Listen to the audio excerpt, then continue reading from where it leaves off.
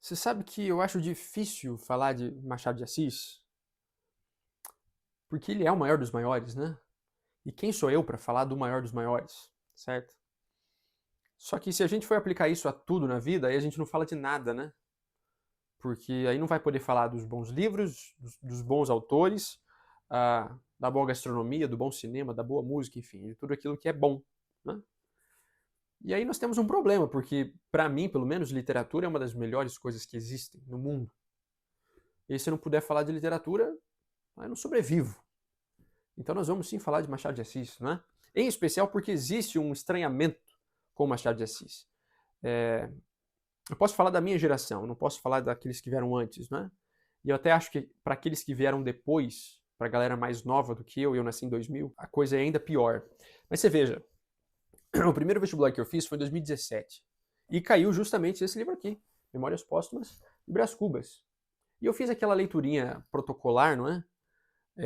Você vê a aula de literatura no colégio, o professor destrincha para você ali o contexto histórico, o que estava acontecendo na época aqui no Brasil, enfim. E aí você lê o livro, então, só engolindo aquilo que é mais importante para a prova. Você faz a prova, no dia seguinte eu não lembro de mais nada.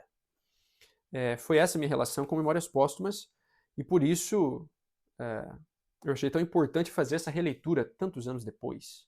Porque agora eu já não preciso mais ler esse livro. Eu leio porque eu quero, ou eu li porque eu quis. Mas o estranhamento vem justamente disso. Essa ideia de que Machado de Assis é inacessível, inacessível por ser difícil, né? Tem um vocabulário rebuscado demais, que não é próprio do Machado, é próprio da época. Então tudo que você for ler lá daqueles anos, né? Memórias Póstumas, por exemplo, foi publicado em 1881, então nós estamos falando aqui do século XIX. O que você for ler daquela época vai ter justamente um vocabulário mais rebuscado. Vai falar de um contexto histórico diferente. Nós estamos falando aqui do finalzinho do Império, né? Pelo menos quando o livro foi publicado, embora Brás Cubas, o nosso personagem principal e narrador, tenha nascido em 1805, mas o livro foi publicado em 81. Então, nós estamos falando do finalzinho do Império, o contexto histórico era outro, o contexto social era outro, e evidentemente as pessoas falavam também de um jeito diferente. E aí, Machado de Assis é visto como inacessível por causa disso.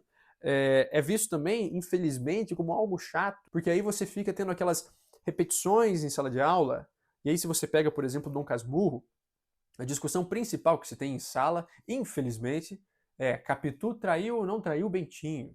Essa é uma das discussões secundárias do livro. Nem é exatamente uma discussão. Tem-se muito mais a falar sobre a cabeça do Bentinho lá em Dom Casmurro do que sobre a traição ou não traição. Não é? E aqui em Memórias Póstumas fala-se apenas do tal do defunto autor ou autor defunto. E aí cita-se muito a dedicatória do livro. Ao verme que primeiro roeu as frias carnes do meu cadáver, dedico como saudosa lembrança estas memórias póstumas. E aí a criançada ouve isso na escola, ou os adolescentes, né? Ouve isso na escola. E rapaz, eu também acharia um saco. Tanto que achava, né? Lá na época. Enfim, não tinha saco para literatura. E dá para entender por que é que tanta gente não tem saco ainda. Né? Infelizmente, isso faz parte do nosso sistema educacional, enfim, que está indo de mal a pior. E isso eu estou falando de um pessoal que se formou, ou saiu do colégio, né, do ensino médio, lá em 2017. Pelo menos esse foi o ano que eu saí. Para quem está vindo agora, então, a coisa é ainda mais grave, mais difícil. Então, falar de Machado de Assis tem esse peso. Né? Nós estamos falando de um autor que é um dos maiores autores da língua portuguesa, certamente é o maior da literatura brasileira, e existe esse estranhamento, as pessoas, os leitores sentem esse distanciamento do autor. E nós precisamos acabar com isso. Porque se nós não acabarmos com isso, tanta gente vai perder a oportunidade da vida que é ler algo que Machado de Assis escreveu. E ele não escreveu só para quem estava lá em 1881, lendo o livro em capítulos, né, como ele foi publicado, cada mês ou cada semana, não sei exatamente como.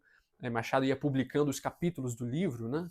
Então quem estava lendo naquela época estava aproveitando de uma forma diferente, mas Machado não escreveu só para aquelas pessoas, ele escreveu também para mim e para você. Por isso eu não vou falar aqui das características literárias, se é romantismo, se é modernismo, se é não sei o quê. Essa parte toda não me interessa, isso não é uma análise para vestibular. Eu vim, portanto, falar apenas de um livro de que eu gosto. Na verdade, um livro que eu amo. Bem, quem foi Brás Cubas? Brás Cubas foi um sujeito complicado. ele cresceu achando que era mais importante do que realmente era.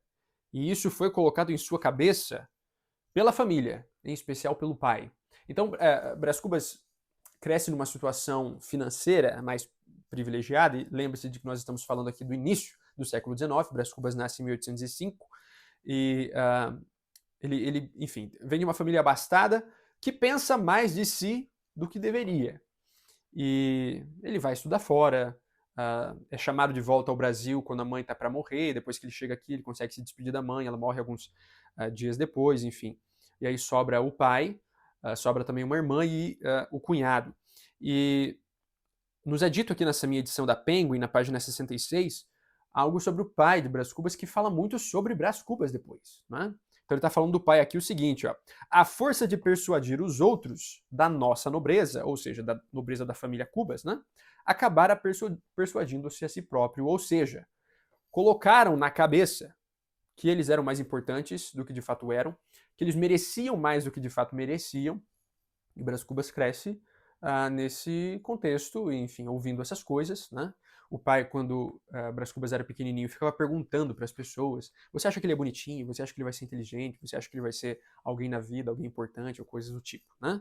E vai preparando o filho para um dia obter aquilo que na época achava-se que era o ápice da vida, que era ter um cargo no governo. Então o que o pai de Brás Cubas queria para o filho era que ele fosse ministro. E eu já adianto para você que, lamentavelmente, as expectativas do pai de Brás Cubas não foram atendidas. E esse é o grande tema do livro. Não é a questão do defunto autor, esqueça isso, ok? A grande questão do livro é saber que Brás Cubas poderia ter sido tudo e acabou sendo nada. Ele tinha todas as condições possíveis, todas as condições necessárias para, quem sabe, ser ministro, ou para pelo menos ser alguém grande em outra área que fosse. Mas ele desperdiça tudo, porque fica esperando, talvez, o quê? Cair do céu. Ele fica esperando, talvez, o momento ideal, e esse momento nunca chega, porque o momento ideal nunca vai chegar. Nada nunca vai cair do céu. E Brás Cubas não necessariamente trabalha por aquilo que ele acha que é necessário fazer para se chegar onde seu pai queria que ele chegasse. Para mim, pelo menos, esse é o grande tema do livro. Mas vamos falar mais sobre a pessoa Brás Cubas. É um cara vazio, é um cara que não tem o menor senso de moralidade, é um cara que não consegue se conectar com outras pessoas de maneira afetuosa, então ele não consegue se casar, ele não consegue ser pai, ele é um péssimo filho, ele é um péssimo irmão, ele é um péssimo amigo, ele é um bom amante, isso sim, né? Porque depois nós acabamos vindo a conhecer a figura da Virgília, que é uma moça com quem Brás Cubas, num primeiro momento, tem um caso na juventude, mas por não conseguir levar aquilo à frente, por diversos problemas que na verdade os dois têm, Virgília acaba se casando com outro homem. E, lamentavelmente, acaba caindo depois nas graças de Brás Cubas, quando já está casada. E aí Brás Cubas se torna um bom amante, vem falar sobre amor depois. Mas o amor que Brás Cubas sente por Virgília, ou, por exemplo, por Marcela, que é uma prostituta com quem ele se relaciona, é apenas também uma questão social, é apenas uma questão de aparências. Veja, por exemplo, a questão com Marcela. A célebre frase: Marcela amou-me por 15 meses e 11 contos de réis. Ou seja, enquanto Brás Cubas teve dinheiro, teve o amor de Marcela. Quando o dinheiro acabou e o tempo passou, Marcela já não quis mais dar bola para ele. Por quê? Brás Cubas não sabia se relacionar com pessoas. Muito menos saberia se relacionar com mulheres, né, que são um tipo diferente de pessoa. Então a questão com Brás Cubas é essa, especificamente sobre o amor que Brás Cubas sentia por Virgília. Isso aqui nós temos na página 171 dessa edição da Penguin. Sim, senhor, amávamos. Agora que todas as leis sociais não o impediam, agora é que nos amávamos deveras. Por que ele está dizendo isso? Que as leis sociais impediam aquele amor? Porque ela estava casada, as pessoas que viam a relação dos dois sabiam exatamente o que estava acontecendo, mas era uma coisa ali meio velada, meio tácita, não é? E Brás Cubas vem dizendo, bom, agora que a gente não podia amar, é que a gente amava de fato. Mas eu duvido muito desse amor. E você veja que prova justamente de que Brás Cubas pensava ser maior do que de fato era, é justamente essa vontade que ele tem de que as pessoas percebam quão virtuoso, entre muitas aspas, ele era. Por exemplo, ele coloca uma cuidadora numa casa que ele tem, se eu não estou enganado. Agora eu não lembro se a casa é alugada ou enfim, mas enfim, ele tem essa casa especificamente para se encontrar com Virgília, né? E lá ele coloca uma cuidadora, uma governanta, que é a Dona Plácida. É uma conhecida antiga. Ele quase tira a Dona Plácida da mendicidade. Inclusive, acho que isso é dito aqui no livro. Ela estava passando por condições financeiras terríveis e aí se sujeita a esse papel. Quando eu digo se sujeita a esse papel, nós precisamos voltar a pensar no contexto histórico. Nós estamos falando de uma relação extraconjugal em uma época em que isso era muito muito mais mal visto do que é hoje, né? E Dona Plácida tem dificuldade em lidar com essa situação, mas para não passar fome, prefere acobertar os dois. Então ela passa ali como uma governanta da casa, onde Brás Cubas e Virgília se encontram. E aí veja só o que Brás Cubas fala disso.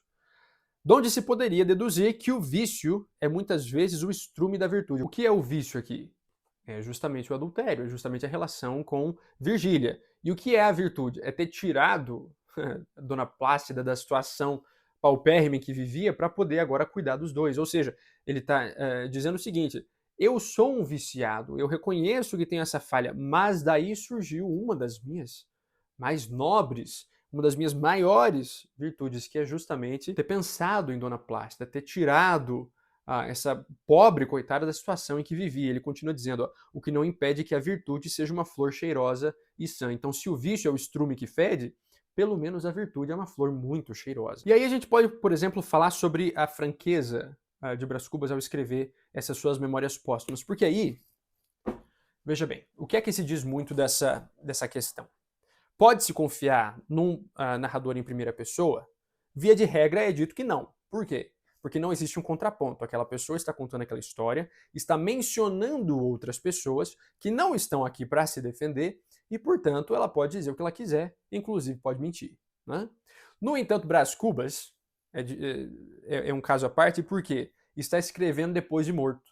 Ele nos diz aqui, por exemplo, que agora pode utilizar-se da franqueza dos mortos, da franqueza dos falecidos, porque ele não mais deve nada a ninguém.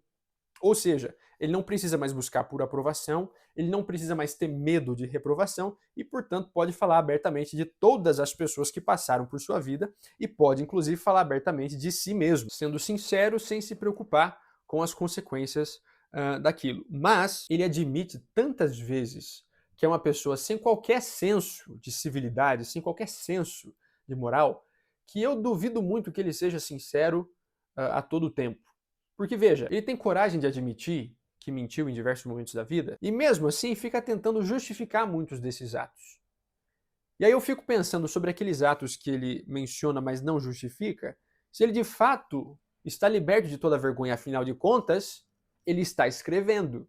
Ele está em algum lugar, nós não sabemos se Brás Cubas está no céu, está no inferno, está no purgatório, está só dentro do caixão. Em algum lugar ele está, no além. Ele está tendo a possibilidade de deixar essas memórias póstumas para nós leitores.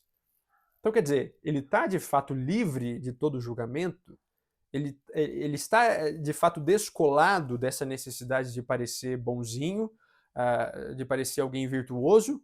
Ou será que ele ainda não está, ou melhor, será que ele não está de fato mais inflando essas suas qualidades e escondendo de repente alguns outros defeitos? Eu não acreditaria nem por um segundo que ele é sincero na sua narrativa 100% do tempo. Mas é claro que essa é uma conclusão a qual cada leitor vai ter que chegar por si mesmo, né, na sua própria leitura. Fato é que a vida de Brás Cubas é recheada de decisões tomadas por impulso, tomada de caprichos, tomada de egoísmo, tomada de vaidade, tomada de pequenos projetos que não vão a lugar algum, e ele não tem um grande projeto pessoal. É verdade que existe aquele projeto pessoal do pai, para que Brás Cubas seja ministro ou seja alguém importante na política, tal. Ele consegue ser deputado em determinado momento aqui. Ele funda uma revista e ele faz ali crítica literária, crítica social, tal.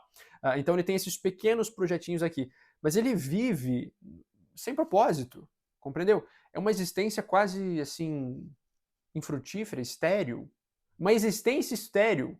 Olha que beleza de termo. Uma existência estéril, porque ele não dá fruto, ele não tem resultado, ele não, e inclusive se gaba disso, né? Veja, por exemplo, qual é a última frase do romance aqui. Vamos pegar aqui na minha edição da Penguin. Essa é a página número 356. E a última frase do livro é justamente essa. Não tive filhos. Eu vou ler um pouquinho mais acima. Ao chegar a este outro lado do mistério, o mistério que é a morte, né? Achei-me com um pequeno saldo, que é a derradeira negativa deste capítulo de negativas. Aqui presta atenção. Não tive filhos. Não transmiti a nenhuma criatura o legado da nossa miséria. E aí o livro acaba assim. E eu fiquei tão irritado, porque essa história de ele não transmitir a nenhuma criatura o legado da nossa miséria me faz questionar o seguinte. Nossa quem? Ou melhor, nossa de quem? Quem são esses nós que vivem nessa miséria? Porque, veja bem, Brás Cubas poderia ter sido uma pessoa melhor. Não foi. Um pouco por culpa sua, um pouco por culpa da sua criação. Mas aí ele vem falando da nossa miséria. Eu acho que Brás Cubas vivia numa miséria bem particular, bem individual. Se Brás Cubas tivesse tentado ser pai, teria sido um péssimo pai. E eu digo pra você o porquê. Ele fracassou em todas as outras coisas que ele tentou. E eu não consigo imaginar uma pessoa como Brás Cubas, que foi um mau amigo, um mau... ele não foi um mau amante, na verdade, como amante ele foi muito bom.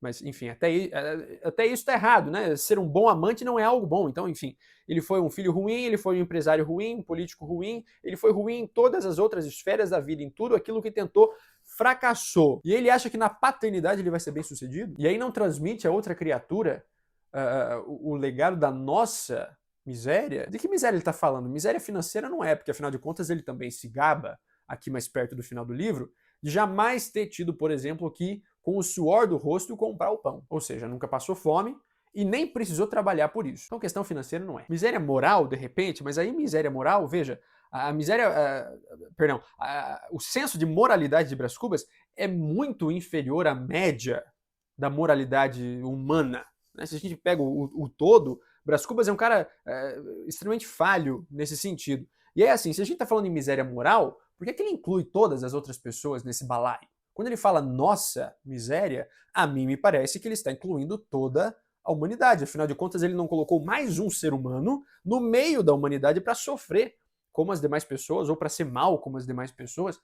Mas e ele, cara?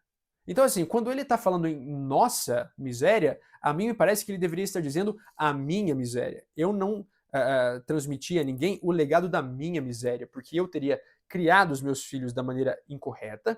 Foi assim que ele aprendeu com o próprio pai. O pai o criou muito mal, então ele teria passado isso para os filhos.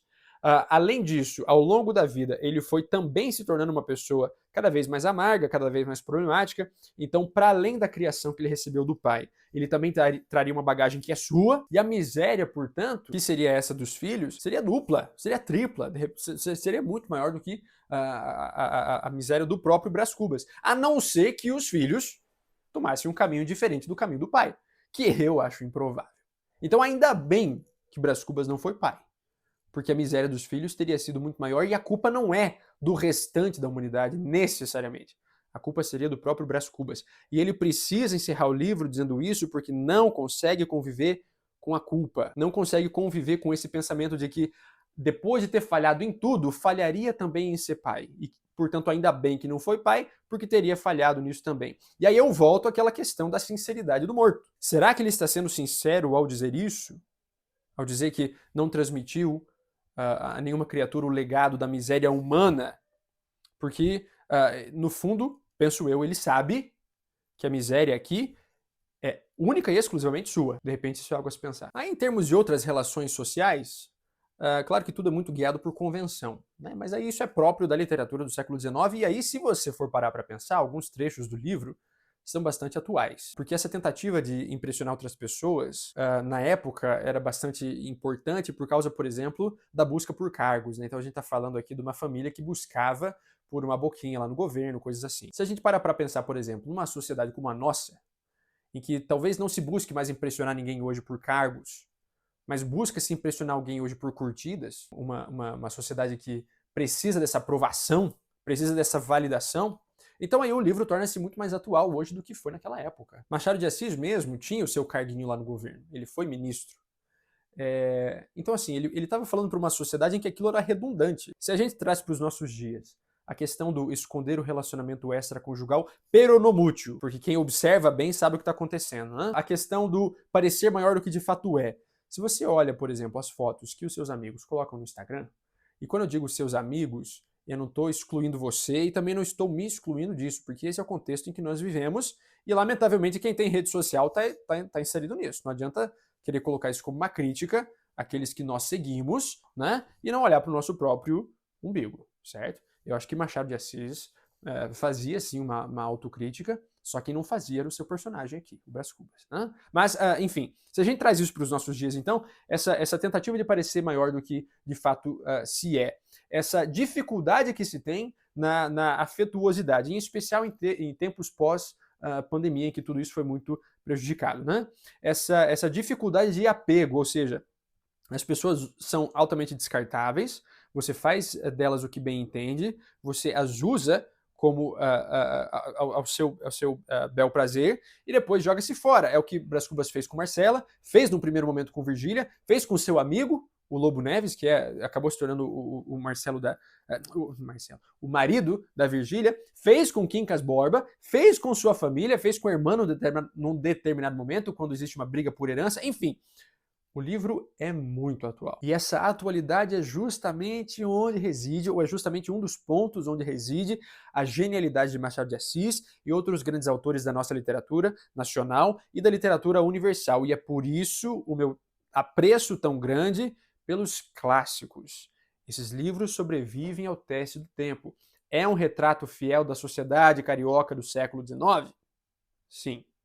E também é um retrato muito fiel da sociedade, não vou nem dizer brasileira, mas da sociedade como um todo, né, do mundo do século XXI. Some-se a isso uma escrita divertida, trechos muito engraçados, uma leitura prazerosa, fácil de se fazer, inclusive porque os capítulos são curtos, então dá uma olhada aqui. Isso aqui é um capítulo, vira a página, já começou outro capítulo, vira a página é outro capítulo. Então, assim, é rápido, é fácil, e se você... Eu grifo os meus livros mesmo, tá? Tem gente que tem preconceito com isso, eu não quero nem saber.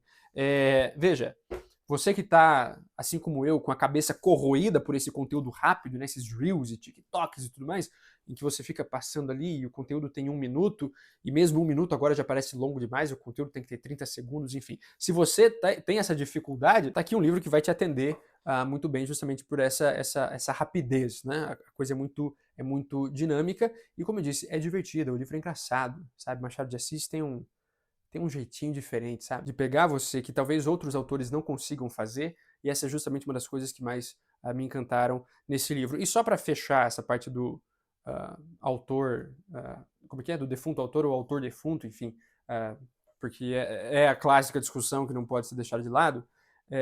Eu gostaria, por exemplo, de fazer um paralelo aqui com outra grande história da literatura universal, que é A Morte de Ivan Ilitch, do Tolstói. Essa minha edição aqui é da Martin Claret, traduzida pelo Oleg Almeida, uma edição bastante bonitinha, veja.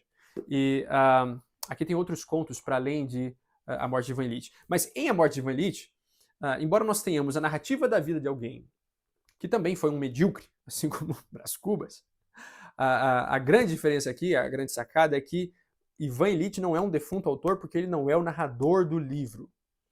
Aqui sim eu consigo confiar plenamente no que está sendo narrado. Porque Ivan Ilitch não está contando a própria história, não está inflando as coisas e nem diminuindo aquilo que ele não considera necessário contar, mas tem um narrador vendo tudo de fora e nos contando com detalhes. Então essa questão do defunto autor ou autor defunto, para mim levanta muito mais discussões e nesse sentido acaba se tornando mais interessante, né? Porque aí vem toda a questão do confiar ou não confiar no narrador, no personagem, enfim. E Brás Cubas não se livra de se revelar um medíocre. E para mim, essa é a chave do negócio. Essa é a grande mensagem do livro. Eu me considero um grande medíocre em diversas áreas da minha vida. Brás Cubas tentou emplacar, por exemplo, o emplasto Brás Cubas, que seria o grande remédio, a grande invenção da vida dele e tal, não vai para frente. Todas as outras coisas que ele tentou não foram para frente e tal, e no final da vida ele tem apenas alguns poucos amigos ali no velório, enfim, uma dezena de pessoas ou um pouco mais do que isso, enfim, ali se encerra a vida de Brás Cubas, da mesma forma como também se encerrou a vida de Ivan Ilitch, lá no conto do Tolstói, que se você ainda não conhece, fica aqui a minha forte recomendação. Mas a grande diferença entre Brás Cubas e eu, ou Brás Cubas e você, é que nós temos Brás Cubas para aprender o que não fazer. Ele não é um exemplo do que fazer, é um exemplo do que não fazer. E lendo essa história, vendo como as coisas foram se construindo para Brás Cubas, vendo as oportunidades que foram perdidas, vendo a sua inércia, eu acho que é impossível olhar para o nosso futuro com pouca esperança. Então, assim, para que você já esteja melhor do que Brás Cubas, basta que você faça um pouquinho mais do que ele. Compreendeu? Para mim é isso que fica da mensagem central do livro. A história do verme que roeu a carne. Cara, para. Entendeu? O que pega aqui é isso. Não seja um medíocre. Essa é a mensagem final que eu deixo para você, que Machado de Assis está deixando aqui. Claro que ele fala com palavras muito mais bonitas do que eu, desenvolve isso tudo muito melhor. Ele escreve um livro de 300 páginas e eu venho aqui falar com você sobre ele em, 20 e poucos minutos. Então, assim, se eu tiver convencido pelo menos uma pessoa a largar, quem sabe, daquele preconceito, daquela ideia de que Machado de Assis é uma criatura horrenda, uma besta que emerge do mar, enfim, vem para devorar criancinhas enquanto elas dormem à noite, se pelo menos uma pessoa tirar esse livro da estante, sacudir a poeira e abrir e pelo menos dar uma folhada, sabe? Aí então eu cumpri com o meu propósito. Não era a minha intenção aqui dar conta de tudo que o livro trata, jamais conseguiria fazer isso. Professores de literatura não conseguem, eu que não sei nada de literatura é que não ia conseguir mesmo. Mas, enfim, essa aqui é a minha visão do livro. Eu não podia deixar de mencionar aqui, porque é um livro especial para mim, como é especial para mim esse canal e o contato que eu tenho com o pessoal que está aqui me aturando esse tempo todo. Então não dava para deixar passar.